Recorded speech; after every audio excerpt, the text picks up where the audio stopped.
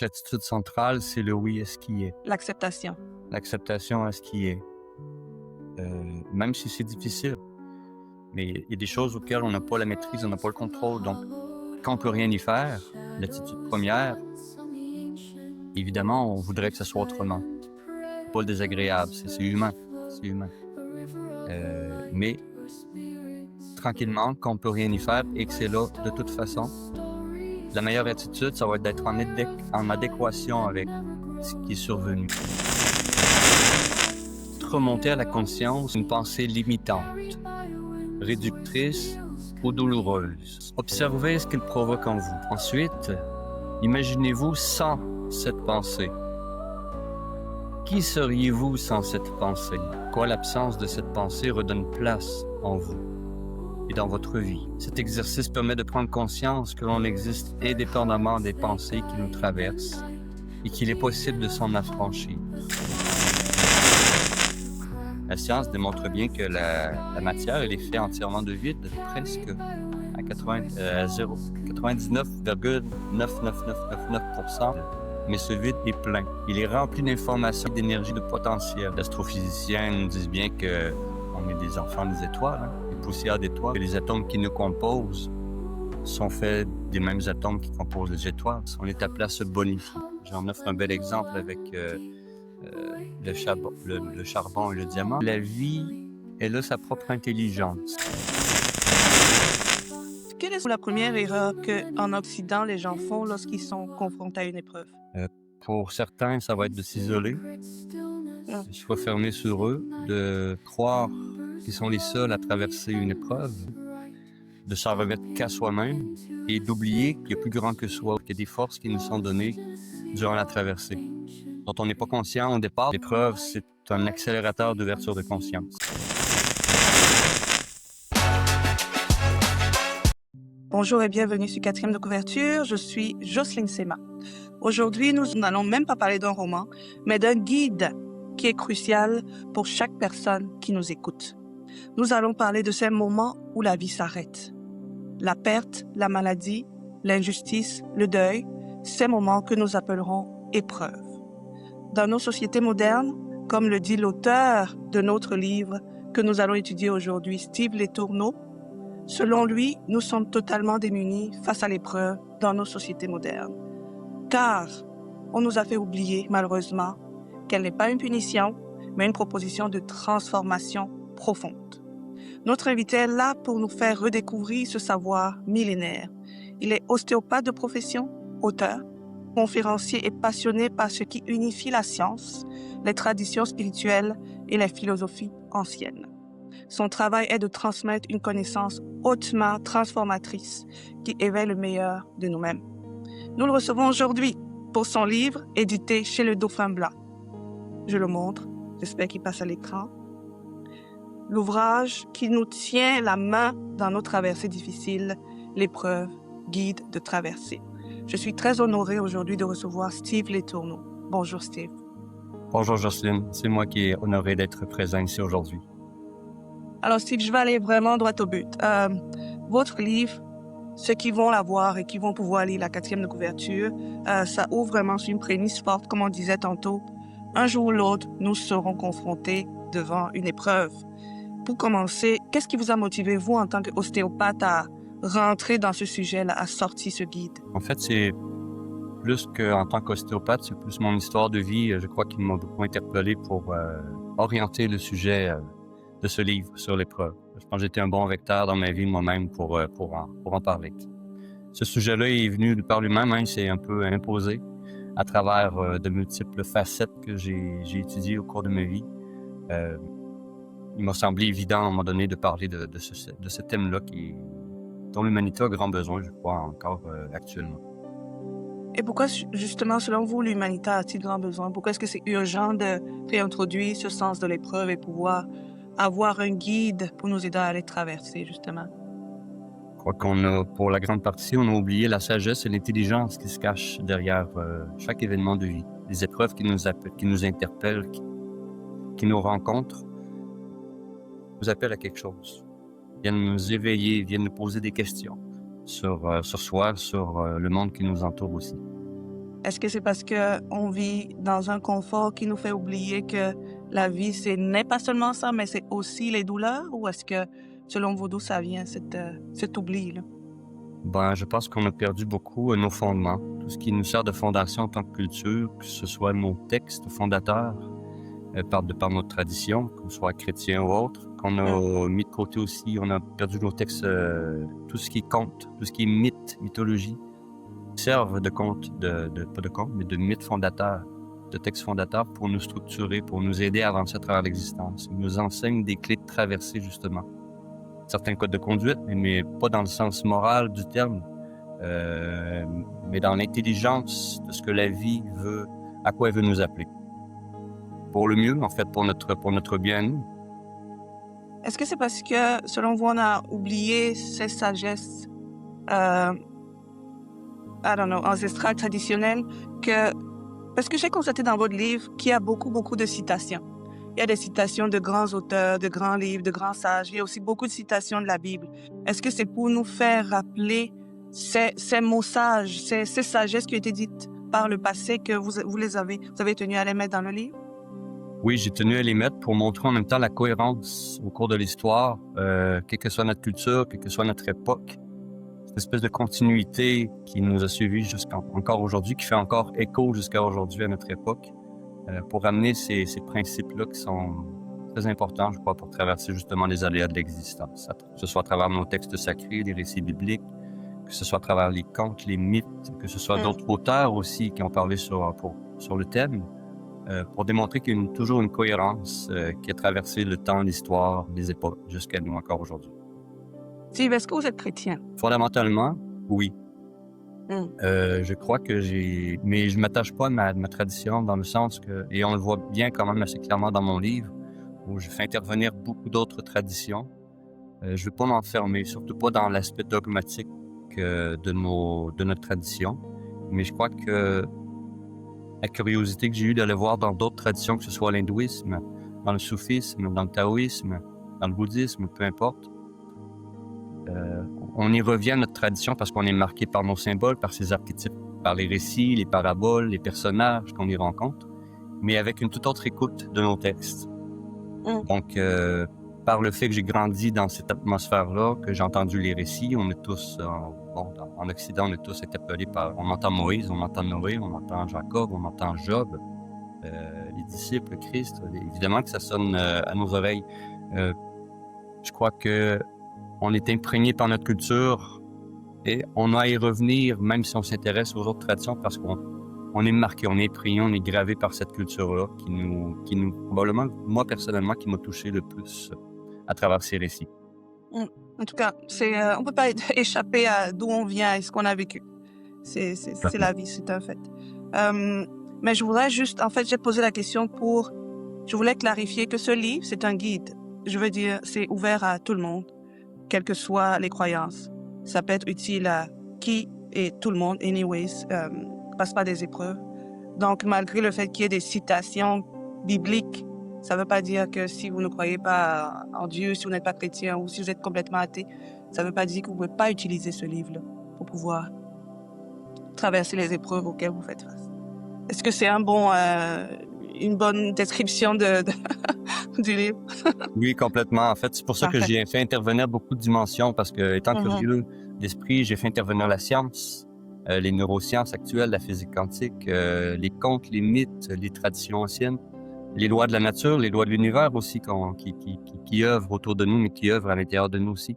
Donc, on a plein de visions pour aborder l'épreuve, pour ne pas rester enfermé dans un truc, dans une vision unique, et pour que chacun puisse se faire sa propre idée ensuite, qu'on soit croyant, qu'on soit pas croyant.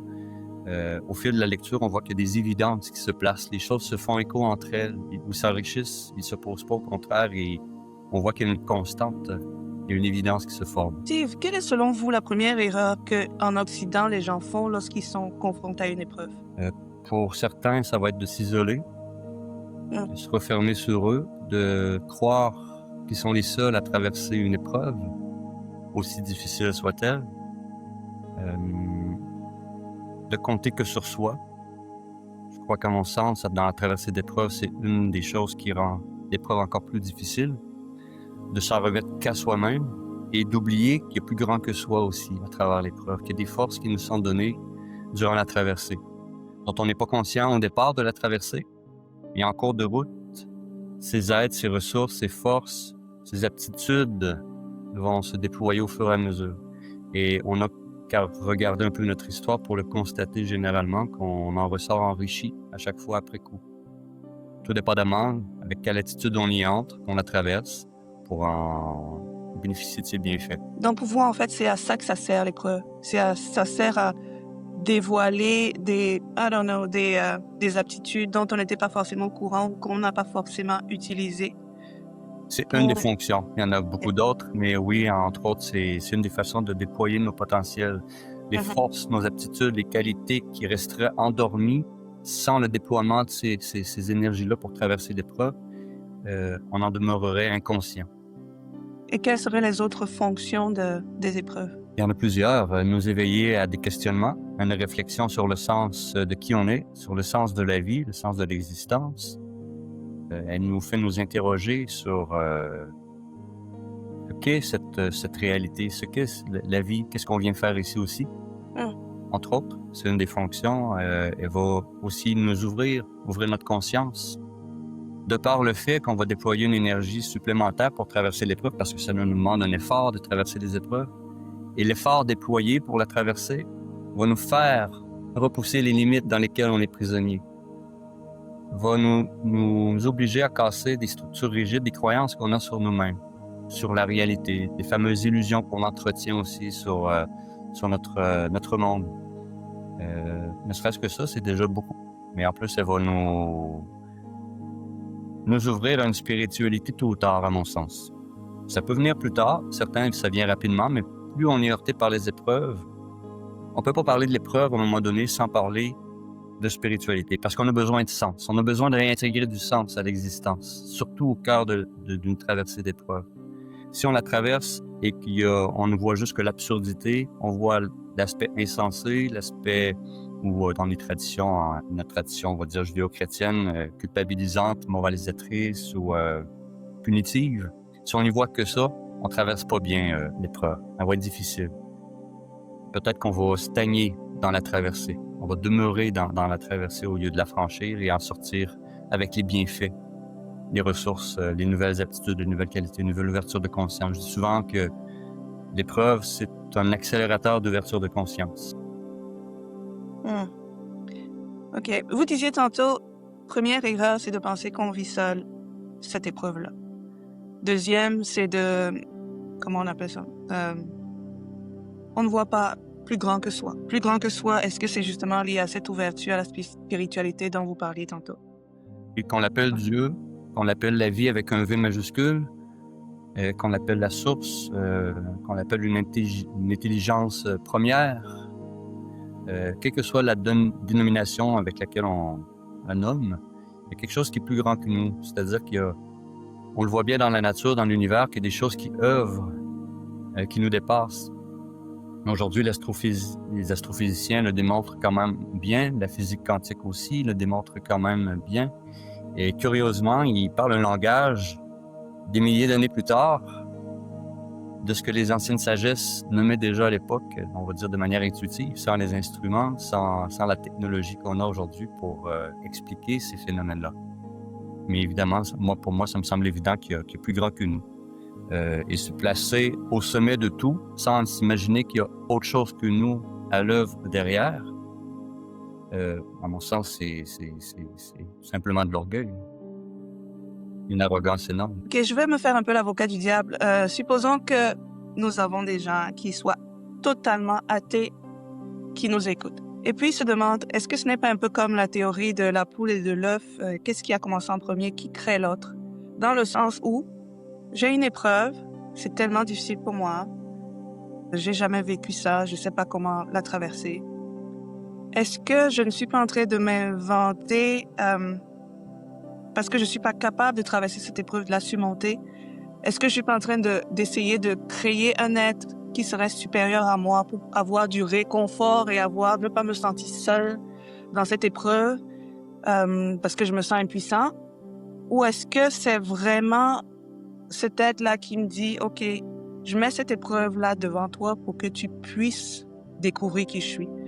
Est-ce que, je sais pas si je me fais comprendre, peut-être j'ai du mal à m'exprimer, mais est-ce que l'épreuve ne me fait pas créer des choses qui n'existent pas? Ou ça me fait voir des choses qui existaient et je ne voyais pas? Je pense que c'est plus dans cette deuxième optique que tôt ou tard, comme je parlais tout à l'heure, vient un temps où on en a tellement assez d'une réalité qui est incohérente, qui manque de sens. Et lorsqu'on est éprouvé que c'est difficile, tôt ou tard, ça nous ouvre à ces questionnements-là, à se poser des questions, sans affirmer est-ce que ça existe ou est-ce que ça n'existe pas, mais d'un point de vue juste purement psychologique. C'est bien démontré aujourd'hui, les recherches ont bien démontré que la foi, elle aide et soutient durant la traversée d'épreuves, ne serait-ce que ça. Ben, si ça m'a aidé, pourquoi pas?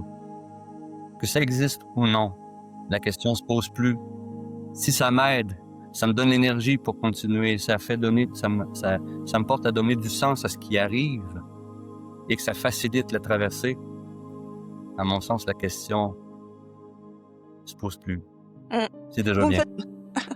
Vous me faites penser un peu à mon frère qui m'avait dit une fois, personne ne sait exactement ce qui se passe après, mais en cas de doute, c'est mieux d'être safe et croire que de ne pas croire. Anyway. Tout à fait. Vous disiez, ça permet aussi d'avoir une meilleure perception du sens de la vie, etc. Vous, est-ce que vous avez vécu des épreuves comme tout le monde? Est-ce que vous savez c'est quoi le sens de la vie? Ou au moins de votre vie? Bonne question. Est-ce que je sais c'est quoi le sens de la vie? Ouais. Je crois que c'est difficile de répondre à cette question-là. Je crois qu'on se fait toujours une idée personnelle d'où on en est dans notre parcours immédiat. Est-ce que ce sens-là va changer au fur et à mesure avec les pas qui vont venir dans le futur? Probablement que ma conscience va s'ouvrir, va s'agrandir, va s'élargir davantage. Mais je ne pourrais pas répondre à ce que je sais, le sens concrètement. Il y a des choses qui pour moi me semblent évidentes. Et de plus en plus, tout à l'heure, je faisais référence à la science, à la physique quantique actuelle avec les informations qui nous sont données, des observations qui fondent par rapport à la matière. Ça pose des questions, des véritables questions philosophiques, à savoir qu'est-ce qu'est la réalité, qu'est-ce qu'on est nous, on est notre matière dans laquelle on est, ce qu'on croit être. Si on prend juste un exemple, vite, sans aller dans la complexité, dans le détail, mais la science démontre bien que la matière, elle est faite entièrement de vide, presque à 99,99999%, elle est faite que de vide. Mais ce vide, ils nous disent que ce vide est plein. Il est rempli d'informations, rempli d'énergie, rempli de potentiel. Et que ce vide qu'on voit dans l'univers, autour de nous, dans l'espace, on le retrouve aussi à l'intérieur de nos atomes. Donc, à la limite, si on regarde à l'extérieur, on voit l'immensité, on voit l'infini. Mais l'infini est aussi contenu à l'intérieur de nous par ce vide au sein même de nos atomes. Donc, ça pose des véritables réflexions philosophiques sur ce qu'est les réalités, qui on est, ce qu'on est, de quoi on est fait. Et l'astrophysicien nous dit bien qu'on est des enfants des étoiles, des poussières d'étoiles. Hubert Reeves, entre autres, ou Trix One-Twan, j'ai un peu discuté peut-être avec son nom, mais c'est des astrophysiciens bien reconnus qui démontrent bien que les atomes qui nous composent sont faits des mêmes atomes qui composent les étoiles. Donc, peut-être qu'il faut réfléchir un peu à tout ça. Est-ce qu'on finira un jour par réfléchir à tout ça? Parce que j'ai l'impression, comme on disait, la nature est infinie, l'univers est infini, les possibilités sont infinies de qui on est. Je pense que l'important, c'est pas tant d'y répondre. Je pense que le mystère est toujours important et peut-être même nécessaire, justement parce que c'est pas un système qui doit s'enfermer dans quelque chose, dans une réponse unique. Mais je crois qu'on peut toucher parfois ce mystère. On peut le pressentir, on peut le ressentir, on peut l'expérimenter de diverses manières. Mais est-ce qu'on va arriver à comprendre, à trouver? Peut-être que ce serait peut-être pas une bonne chose. All right. Vous avez aussi parlé très tôt dans le livre de la double nature de l'homme, grand H. Vous avez dit le bon et le mauvais penchant. Puis nous avez expliqué que le mauvais penchant, c'est plus lié à l'ego, à la satisfaction des besoins personnels. Comment est-ce qu'on appelle ça? Le désir égoïste. Oui. Ouais. Puis le bon penchant, ce serait plus, of course, l'inverse. Est-ce que vous pouvez nous expliquer un peu plus cette idée et d'où ça vous vient? Et bien sûr, le bon et le mauvais penchant, on l'a dans notre tradition, on l'a toujours eu avec des images, le petit ange sur l'épaule droite et le petit diable sur l'épaule gauche.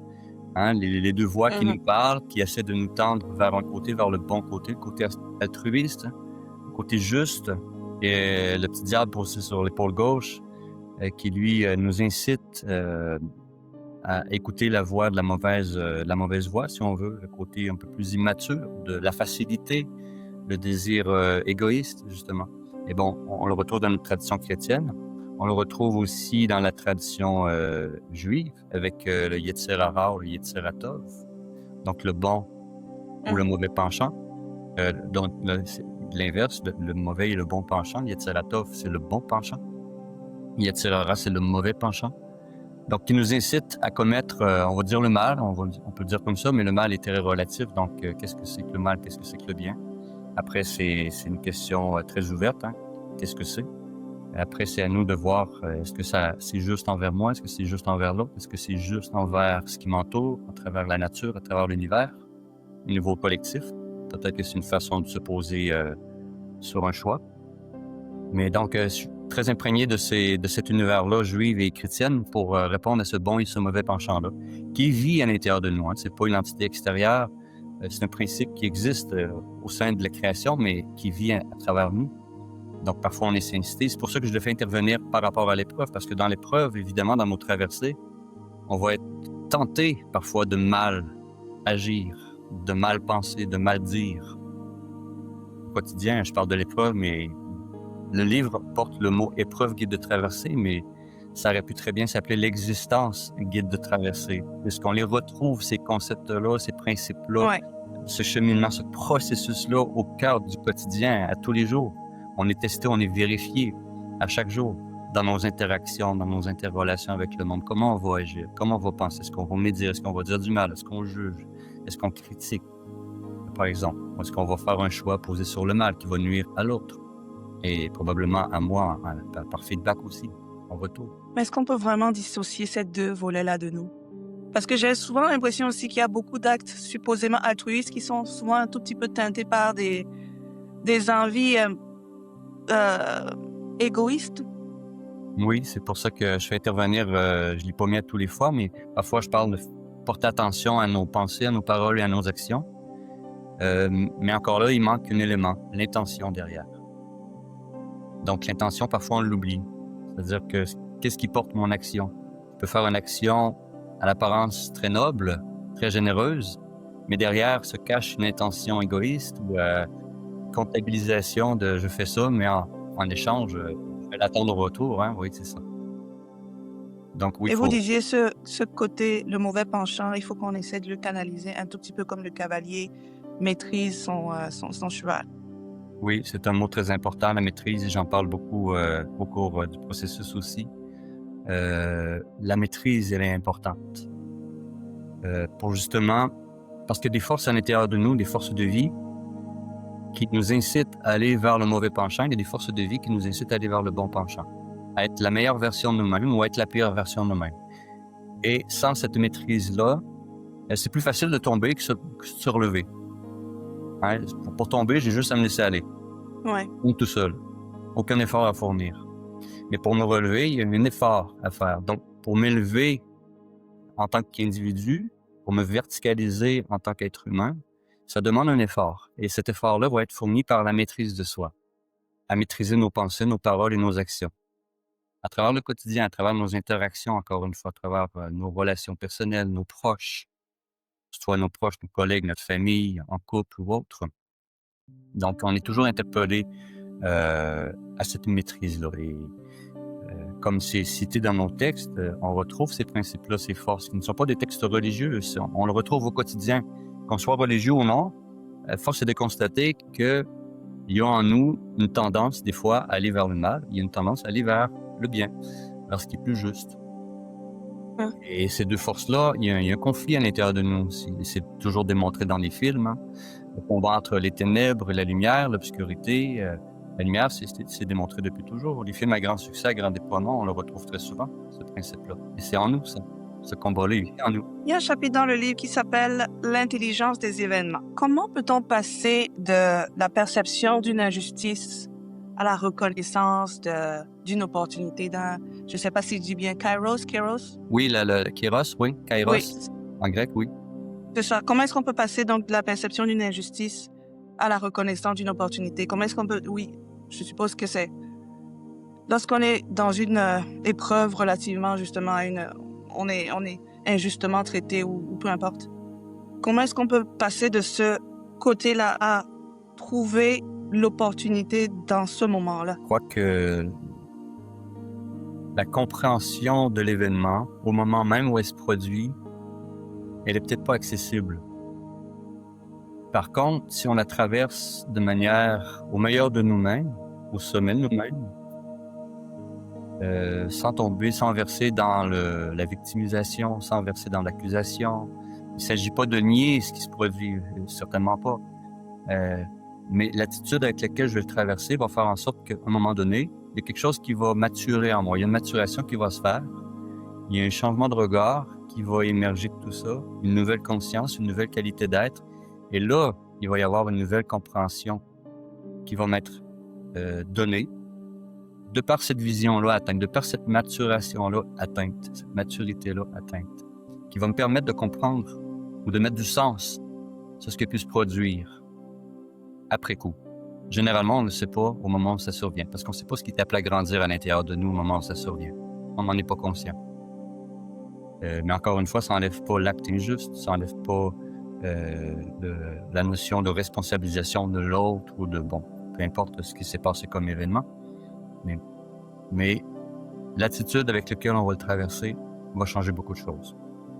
Ce qui va en émerger par la suite va dépendre de notre attitude. Le but ultime de l'épreuve, selon ce que j'ai compris de la lecture de votre livre, c'est on meurt, on fait mourir le paraître et on fait renaître l'être. Si vous pouvez donner à ceux qui nous regardent, ceux qui nous écoutent, juste une clé ou deux sur comment passer de cet état de paraître à la réalisation complète de l'œuvre, arriver à la renaissance de l'être. Comment avoir l'attitude, comme vous disiez tantôt, la bonne attitude pour pouvoir obtenir tous les bénéfices que l'épreuve pourrait avoir à nous apporter. L'attitude centrale, c'est le oui à ce qui est. L'acceptation. L'acceptation à ce qui est. Même si c'est difficile, hein, on le dit comme ça de manière théorique, verbale, ça semble facile de dire oui à ce qui est. Mais quand on y est, c'est pas si facile. Il y a quelque chose en nous qui se lève, qui veut s'opposer, qui veut résister, qui n'est pas en accord avec ce qui est.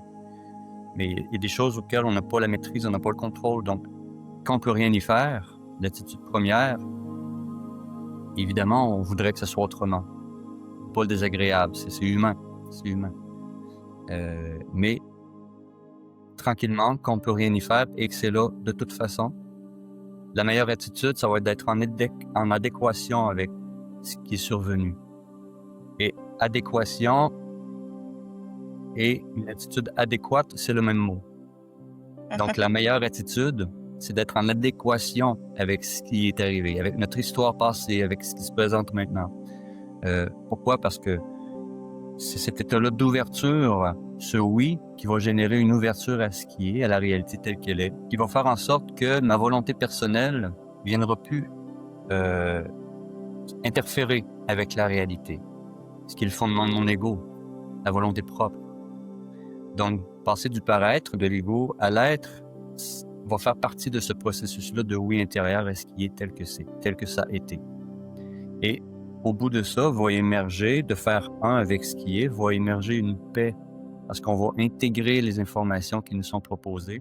Et au terme de cette intégration-là, on devient plus entier. Comme je fais le parallèle aussi en hébreu, je travaille beaucoup avec les racines hébraïques. Le mot paix et le mot entier en hébreu, shalom, c'est le même mot. Donc, devenir, intégrer notre histoire telle qu'elle a été, ou l'événement tel qu'elle est, c'est un processus, hein. C'est pas demain matin je me lève et je dis oui à ce qui est. C'est une marche. On apprend au fur et à mesure à lâcher un peu les résistances et à s'ouvrir, à accepter et à accueillir. Ça se fait certainement au terme d'un processus. Mais au terme de ce processus-là, une maturité va se faire. Et plus on intègre l'information, plus on ressent une paix qui va s'instaurer aussi à l'intérieur de nous. Plus on est entier, plus on est complet, plus on fait un avec la réalité, plus on est en paix dans cette réalité. L'intelligence des mots, de la langue hébraïque, entre autres. Mais on va le retrouver dans d'autres racines aussi, hein, pas seulement en hébreu. Vous êtes un amoureux des mots, hein? Vous avez plusieurs fois, vous avez de belles tournées de phrases. J'ai bien aimé, je crois que c'était blessure, ouvre-moi, quelque chose de même. Oui. J'ai trouvé ça poétique. Il y a plusieurs phrases dans le livre qui sont vraiment bien tournées, bien écrites. Vous avez un sens de la poésie, je dirais. En tout cas, un amour vraiment très réel, tangible des mots. Non, pas seulement l'étymologie, mais même l'utilisation, la beauté, la tournure des phrases. C'est agréable à lire votre livre. Ben, merci. Mais oui, effectivement, je suis un grand amoureux des mots. Les mots portent une intelligence et une sagesse oubliées. En tout cas, du moins méconnues dans notre culture. La culture hébraïque, l'ont pas oublié, certainement pas. La culture arabe non plus, parce que pour eux, un mot, c'est pas qu'un mot. Pour parler, pour communiquer, c'est beaucoup plus. Les mots sont porteurs du verbe. Pour revenir à notre tradition, on pourrait le dire comme ça, c'est porteur du divin, donc c'est porteur de la vie, c'est porteur de l'intelligence qui a généré cet univers-là, ce monde créé, qui nous a créé aussi. Donc, il y a une sagesse qui est délivrée. Il y a des clés de vie qui sont cachées dans les mots, dont on n'a pas conscience. Et je me suis amusé à le faire dans ce livre pour redonner accès à ces informations-là, puisqu'ils sont porteurs vraiment. Ils nous donnent un savoir-faire, un savoir-être qu'on a perdu, auquel on pourrait avoir accès. Donc, c'est pas que des jeux de mots, hein, c'est vraiment des...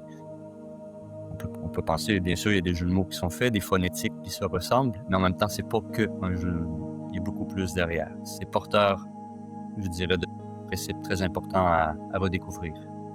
Et qui sont aidants aussi, qui sont porteurs, qui nous aident à traverser les aléas de l'existence, justement. Fonde, que vous avez eu pour pouvoir écrire ce livre. Qu'est-ce que vous voulez que la personne qui tienne le livre en main retienne? Eh bien, pas de moi, mais de l'œuvre, oui. Par contre, mais une sagesse oubliée de comment on traverse les aléas de l'existence. On a toujours eu des enseignements pour traverser, pour faire face à la vie,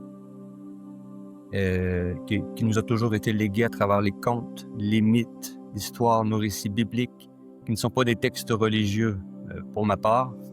Ce sont des textes qui nous offraient des enseignements codés qu'on avait à déchiffrer. On a perdu tellement le monde du symbole et du sens qu'on a juste pu l'interpréter au sens littéral, à la phrase, aux mots employés, mais arrêtés et fermés sur eux-mêmes, sans chercher à les ouvrir, sans chercher à déployer le texte, à comprendre ce qu'il venait nous dire. Donc, ce que j'aimerais, à travers ce livre-là, apporter, que les gens retiennent, c'est on est aidé durant le processus de la traversée d'existence, à travers la traversée d'épreuves. On a des ressources qui nous sont données. Et c'est ce que nous ont toujours dit les textes, les mythes, les contes. Qui nous ont toujours à travers les personnages qui traversent des difficultés, le chevalier qui va traverser une forêt ténébreuse, qui va devoir lutter contre le dragon cracheur de feu pour aller trouver la princesse ou aller accéder au trésor, que ce soit à travers Job qui est durement éprouvé aussi, qui va être mis par terre par l'épreuve. Mais pourtant, il y a du sens derrière. Il va le retrouver à un moment donné et c'est là qu'il va faire son grand chemin pour se découvrir. Que ce soit à travers Jonas qui va employer le chemin opposé à ce qui lui était demandé, mais on peut entendre là par la voix intérieure qui nous interpelle des fois à vivre une vie à laquelle on est appelé, que ce soit une vocation, un travail. On est appelé vers ça, mais on l'écoute pas, on s'en va ailleurs parce que c'est plus sécurisant, confortable pour nous. Donc on va prendre le chemin opposé, mais on va être ramené sur le chemin par des épreuves. Ce que vit Jonas, hein. On voit qu'il y a une tempête sur un bateau, donc, qui va menacer tout l'équipage et lui-même. Au moment où il va être retourné à la mer, c'est-à-dire il va retourner vers son chemin, les choses vont s'apaiser. À travers tous ces processus-là, de réentendre qu'on est accompagné, qu'il y a plus grand que nous qui nous porte à travers ça, et il y a un but, il y a une vocation qui nous est demandée à chacun, à se parfaire, évidemment, à travers les aléas d'existence. On est appelé à se bonifier. Il y a des phases de mort, il y a des phases de renaissance. Hein, des phases d'épreuve, ce sont des phases, des petites morts qu'on est appelé à vivre. On est appelé à se dépouiller de certaines choses, de croyances entre autres aussi, mais des aspects de nous, des illusions qu'on entretenait sur soi-même, pour justement passer du paraître à l'être, devenir un peu plus des êtres authentiques, un peu plus la meilleure version de nous-mêmes. Hein. C'est toujours l'idée centrale du livre, c'est de nous ramener, de nous rapatrier, de nous hisser au plus haut de nous-mêmes, au meilleur de nous-mêmes. Pensez-vous que si moi je suis un individu qui n'a pas envie forcément de devenir une meilleure version de moi-même, qui, les épreuves arrivent, je préfère les oublier ou alors essayer de les noyer mes soucis dans, je sais pas quoi, une addiction quelconque, que je fais pas face à ce qui s'en vient, que je veux pas savoir s'il y a un être plus grand.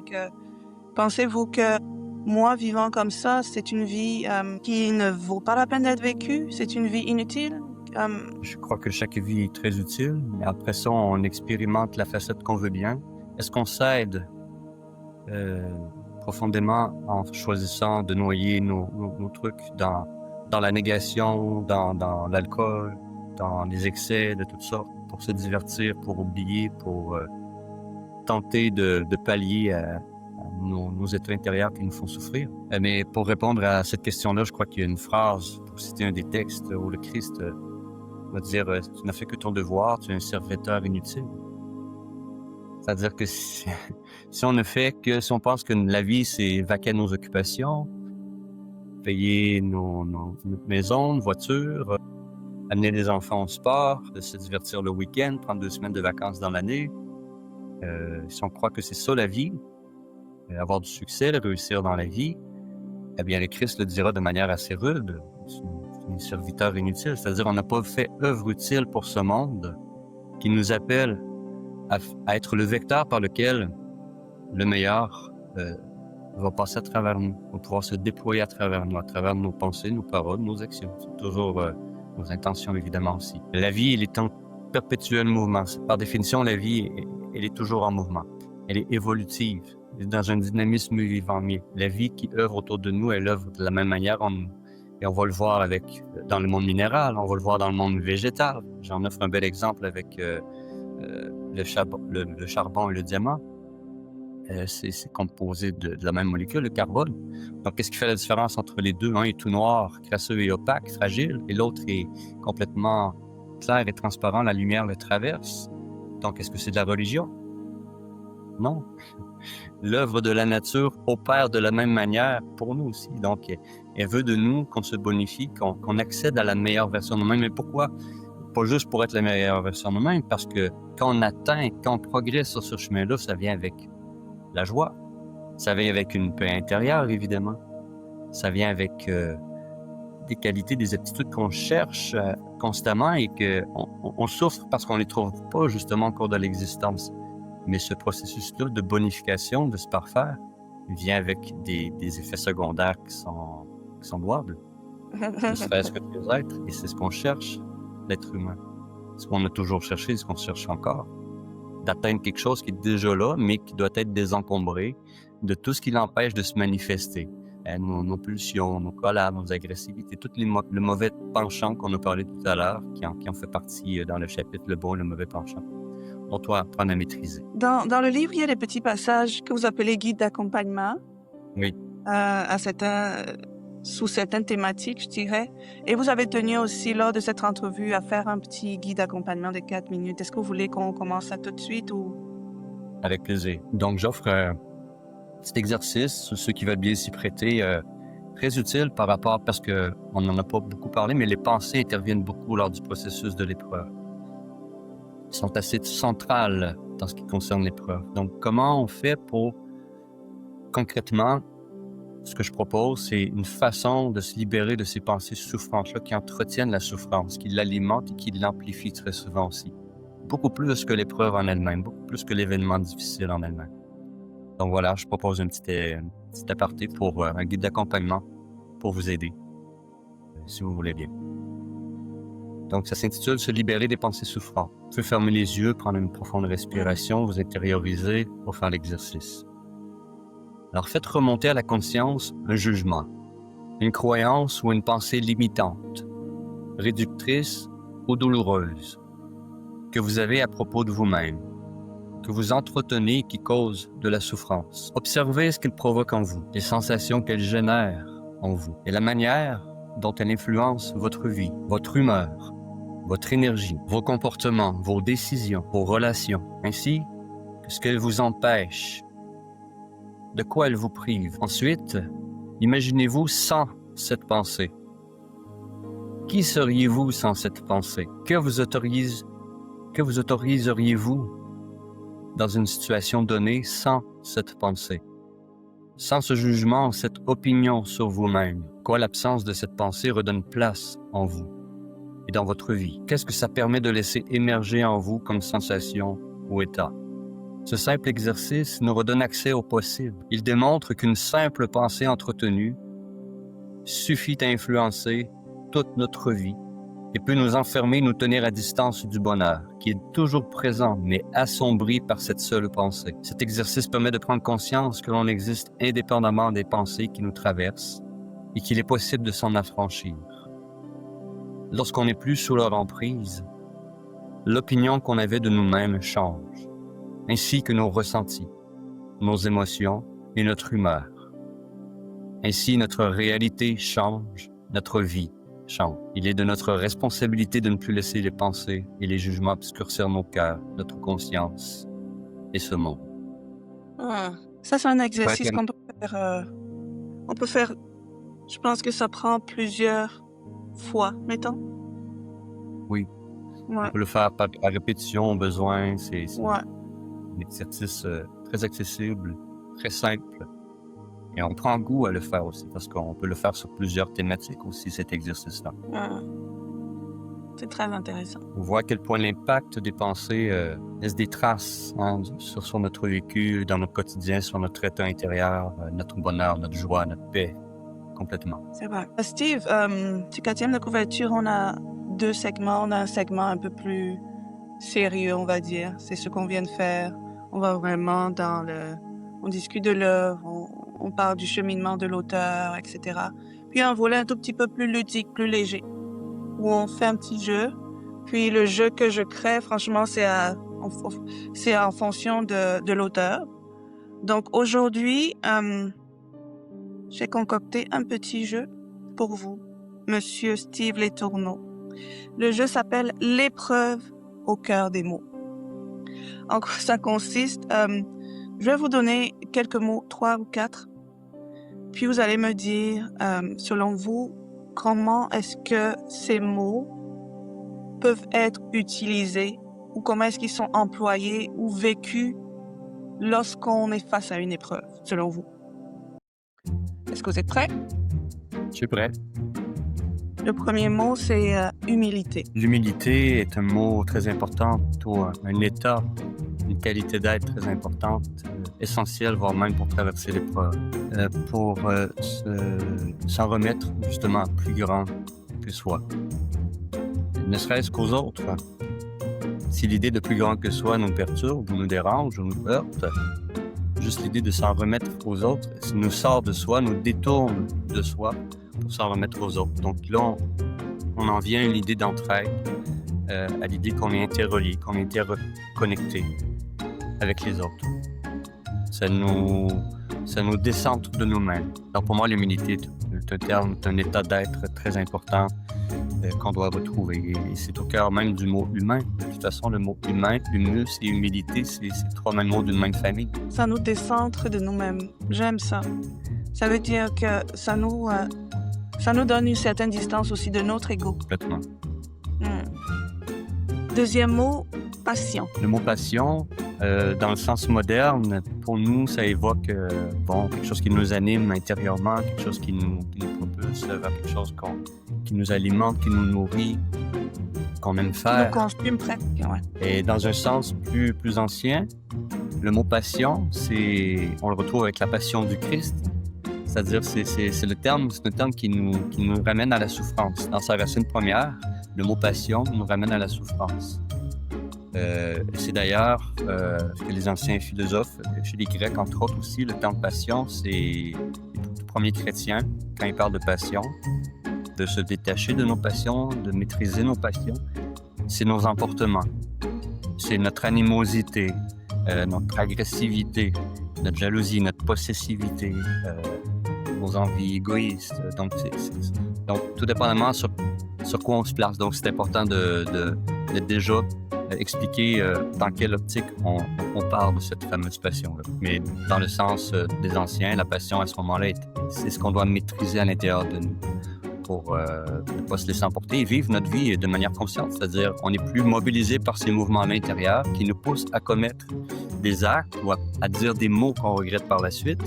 Donc, on veut être libre, on crie à la liberté, sauf qu'on est manipulé constamment et plus souvent qu'on pense par ces fameuses passions-là, par ces mouvements-là intérieurs qui nous font commettre des choses ou dire des choses qu'on n'aurait pas dû, qu'on voulait pas. Et c'est plus fort que nous, on va dire, hein, c'était plus fort que moi. Je sais pas ce qui m'a pris. Donc voilà, ça c'est le sens, on va dire, premier, si on se base aux racines de ces fameuses passions.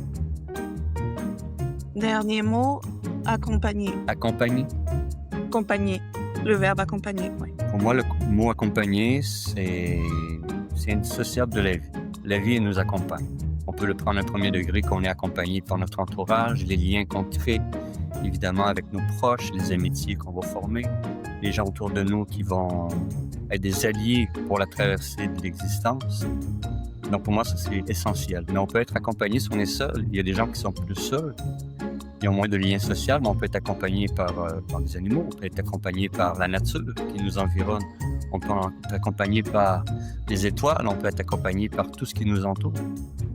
Donc après ça, on peut être accompagné par plus grand que soi, par la vie, par Dieu, si on est croyant, si on a la foi en ce fameux plus grand que soi. Et la vie nous démontre très souvent, si on adopte une attitude d'ouverture, les choses nous sont données.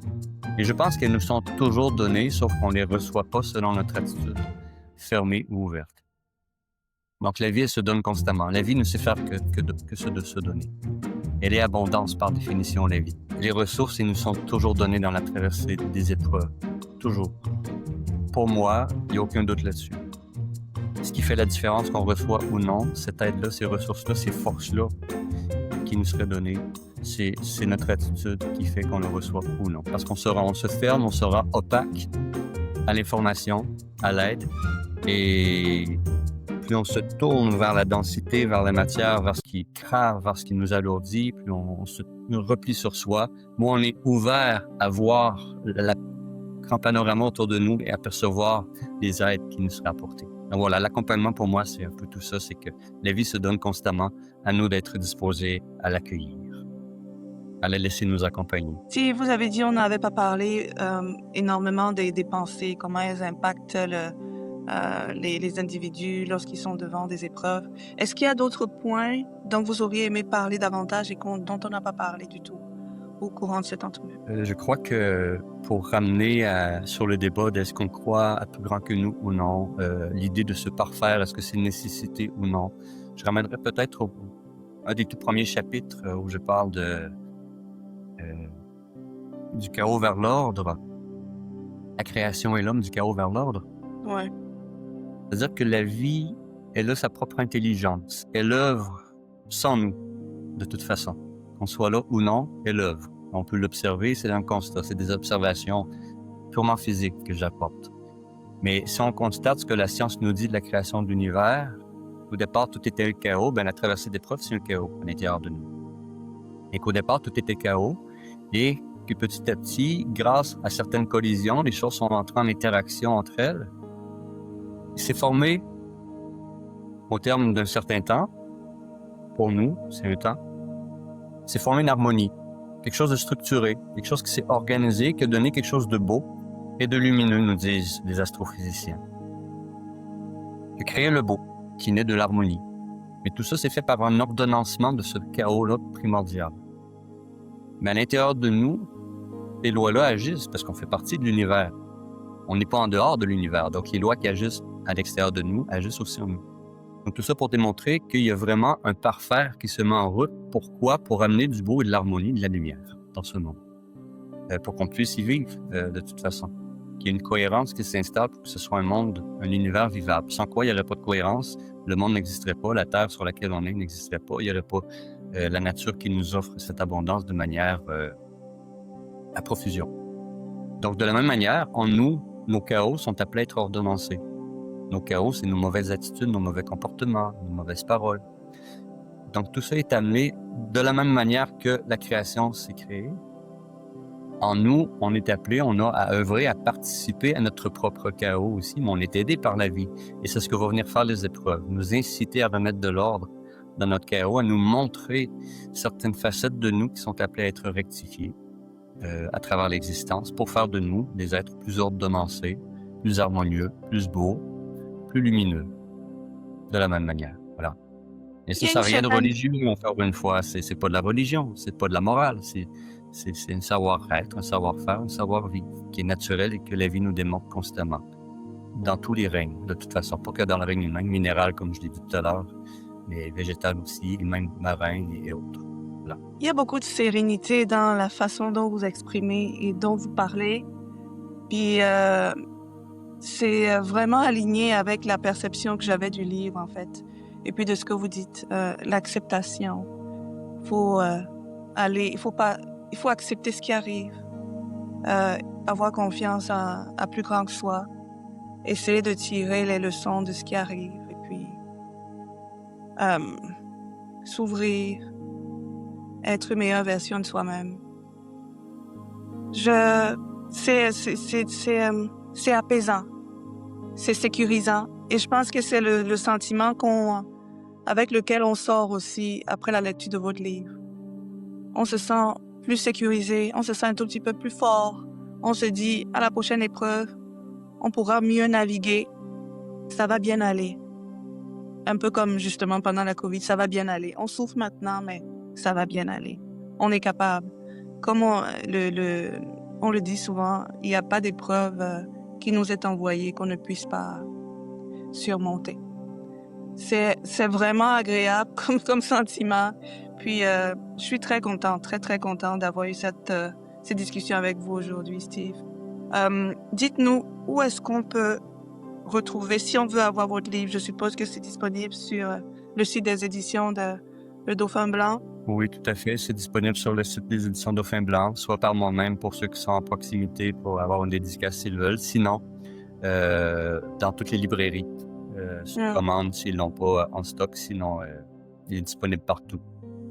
Et si on veut en savoir davantage sur vous, vous avez mis votre adresse courriel à la fin du livre. Oui. Et on peut vous retrouver aussi sur Facebook. Pour l'instant, c'est juste Facebook comme média social, ou est-ce que vous avez autre chose? C'est la seule plateforme pour le moment où je mets des informations sur le livre, sur certaines captures vidéo aussi, lorsque j'ai fait mon lancement du livre, certaines captations qui ont été faites. Donc, c'est seulement sur ma page Facebook pour le moment, oui. Est-ce que vous avez d'autres idées d'écriture pour l'avenir? Il y en a plein. Le défi, ça va être lequel qui va remporter pour la suite, pour le prochain. Mais oui, tout à fait. Il y a des projets d'actualité. Ce sera toujours dans la même lignée, toujours un guide, ou on va complètement tomber à autre chose? Des thèmes qui pourraient être abordés, c'est bon j'ai déjà commencé à écrire beaucoup sur les peurs et l'anxiété.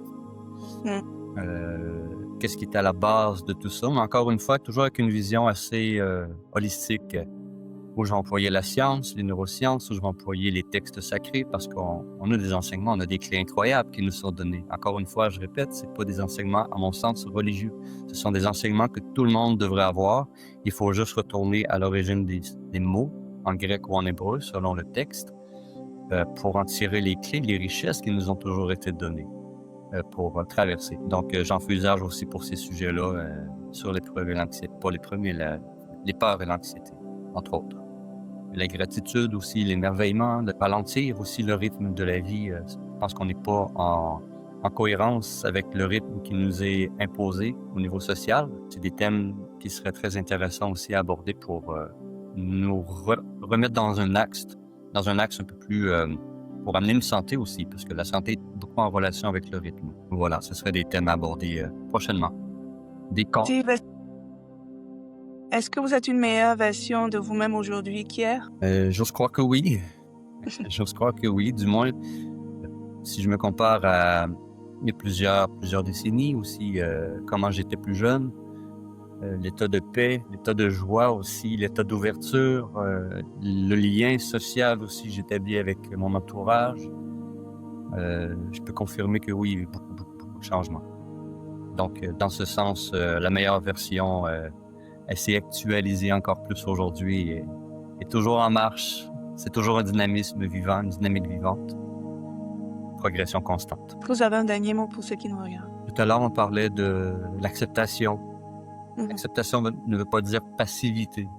C'est-à-dire, c'est pas un acte de tout laisser faire, de tout autoriser, mais c'est un acte quand on ne peut rien y faire, on a tenté, mais que c'est incontournable. C'est là où c'est arrivé, ça s'est produit. Bien, c'est vraiment l'acceptation, ce grand oui à la vie, ce grand oui à ce qui est. Le Christ te dira bien, hein, non pas ma volonté, mais la tienne, dira au Père. C'est-à-dire qu'il est condamné sur la croix, mais quand même, il a cette grandeur, cette noblesse, cette force de dire non pas ma volonté comme moi je le veux, mais comme toi, Père, ou comme toi, la vie, tu le veux. Donc, ça prend un acte d'humilité, ça prend un acte d'ouverture, de foi avec un F majuscule.